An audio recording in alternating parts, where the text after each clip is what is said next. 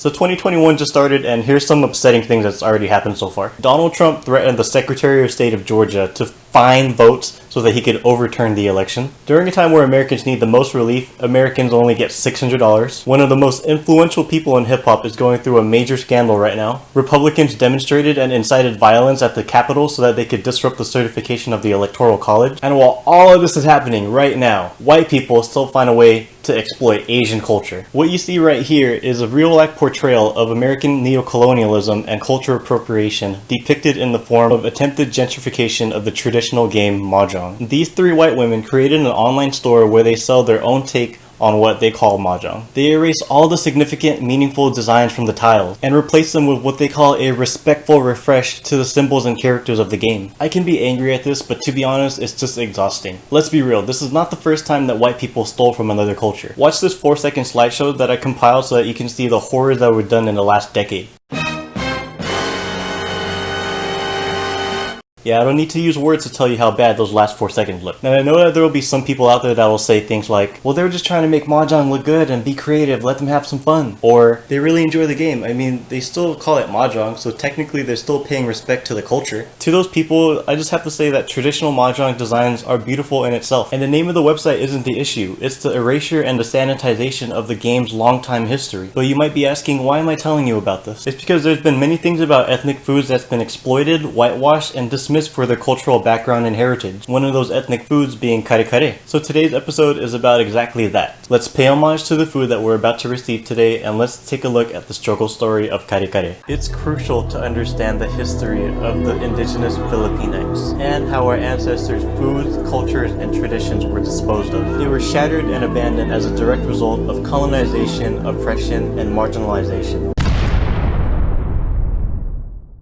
First, what is Kare Kare? In short, it's a beef stew cooked with rich peanut sauce. It's been disputed through many stories about the origins of Kare Kare. One story says that Kare Kare originated from Pampanga because the Kapampangan people are actually known to be excellent cooks with their innovative ways of using the resources that are around them. Another source says that Kare Kare was influenced by Indian settlers because they were trying to escape from the British invasion, which makes a little bit more sense because curry is actually fondly used in Indian cuisine. But the most upsetting story that I've ever heard was actually one that I read from my elementary school textbook. Ferdinand Magellan circumnavigated the globe. On his voyage while looking for spices in Indonesia, he set foot in the Philippines and traded with the indigenous people along the way, and there he introduced a plethora of seeds and spices such as clove, nutmeg, and peanuts. Ain't that some shit? So my textbooks, back when I was 8 years old, means to tell me that I get my indigenous food culture from a colonizer? I'm sorry, I just don't buy it. Although the literature of the native Filipinx were destroyed during the Spanish invasion, I'm more confident believing in a different story that tells the origins of Kare Kare. This story starts with the Moro people of the Bangsamoro region, which includes the islands of Mindanao, Sulu, and Palawan. This region is heavily influenced by Arab traders who settled around the islands during the 13th century, where they created sovereignty amongst the Moro people. The Moro people peacefully traded with the Arabs, and they exchanged different parts of their culture amongst each other. There's two main things that I believe the Moro people adopted from the Arabs. The first being their faith in Islam. The second being their cuisines, which happens to include curry dishes. Here's why I'm convinced that this is where Kare Kare comes from. The Arab traders settled around the Bangsamoro region, which also happens to be very close to Malaysia. Malaysia was one of the first countries in Asia to receive peanuts through intercontinental trading from Brazil. The Malays trade to the Arabs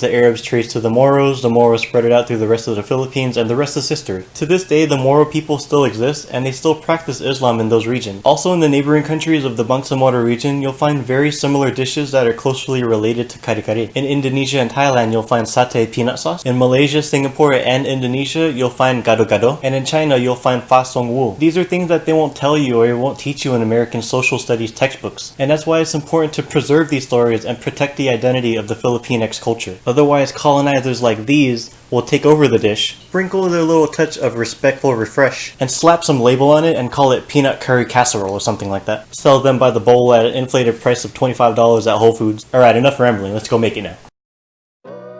Here's what you'll need.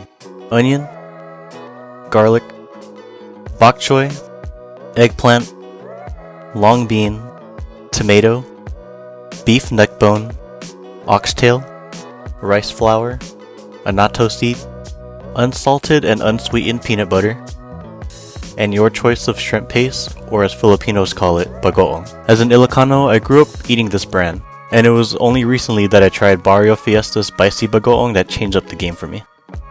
Let's start in a frying pan with some oil and take it to its smoking point. We're going to sear the neck bone and oxtail until they turn light brown on each side. It's important to use a cut of beef that includes some bones in it because it'll give the broth intense beef flavor. We're not aiming to cook this through, we're just trying to get some color on the beef. Transfer the seared beef into a stock pot and let's submerge them with enough water to cover everything. We'll also be slicing open a garlic in half and you can just throw them in whole. You don't have to worry about the skin because we'll actually be straining the broth to separate all the impurities. The same goes for a whole onion, just cut it open and place it in stock with a little bit of salt to the water. What these will do is it'll season the broth and make it smell very aromatic. But for right now, put a lid on it and let the beef tenderize on a rolling boil on a medium heat for 3 hours. Try not to lift the lid very often, otherwise you're going to release a lot of moisture. While that's working, we can do some preparations on the vegetables. For the long beans, I'm braiding them by using a rubber band at the tip. Please note this is completely optional, but if you have someone to impress, then this extra step will help with the plating of the dish. For the eggplant, I just like to cut them into medium halved chunks because we'll be boiling them at the end and they tend to cook very quickly. The bok choy just needs the stalk chopped off and then washed thoroughly. Dry them out for now so that they don't wilt during the 3-hour period. Let's go back to see how the beef is looking. After 3 hours, the beef should look like this, like they're ready to fall off the bone. The same with the oxtail. Be gentle with them because they will be spoon tender. Remove all the beef from the pot and we'll take this to a strainer to remove all the bits and pieces from the broth.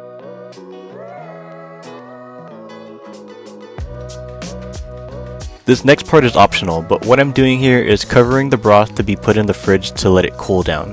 The purpose for this is to let the beef fat solidify on the surface of the bowl and remove it easily from the broth below. This will ensure that the broth won't have an excess of oil and fat when cooking. If you end up doing this process, do not throw that fat away. We'll use it later for another purpose as it's very flavorful. Here's what our mise-en-place should look like now.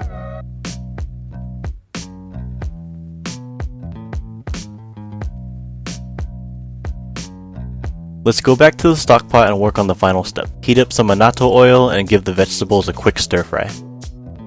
This is the secret to having flavorful vegetables in your kare kare. Just stir fry them and add some of that beef fat that we removed from the broth. The vegetables will soak up all that flavor from the annatto oil and the beef fat. Remove the vegetables and let's go in with the beef broth. I added a teaspoon of achuete powder to give the broth a little bit more color. And slice the tomatoes in half and drop them in there. Add half a diced onion and mix it all in with the peanut butter. It's important to use peanut butter that's unsweetened and unsalted because it'll affect the overall taste of the broth. The worst thing that you can do to your kare kare is use sugary peanut butter and have it end up tasting so sweet to the point that it overpowers the umami flavors that we work so hard on. Bring it to a boil and then reduce the heat. At this point we'll be whisking in the rice flour to thicken out the sauce. When you get the sauce thick enough to your liking, we'll add the beef and add the vegetables to the surface and let that steam up for the last 15 minutes.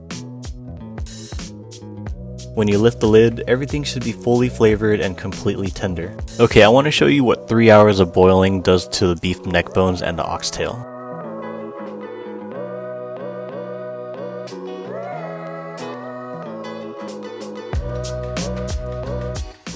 Let's go in for a quick taste test. So if we just zoom in right here, you can see the oxtail literally pull apart with no effort. That's what you're looking for with the beef.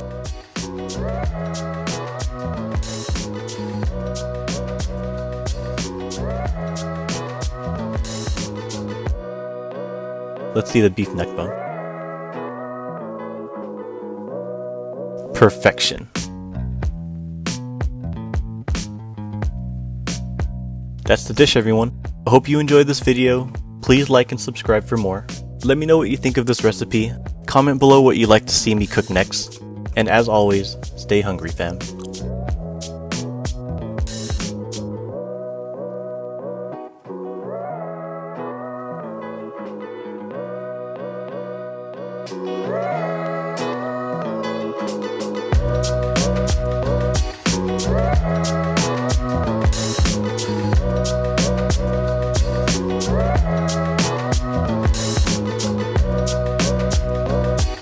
Bye.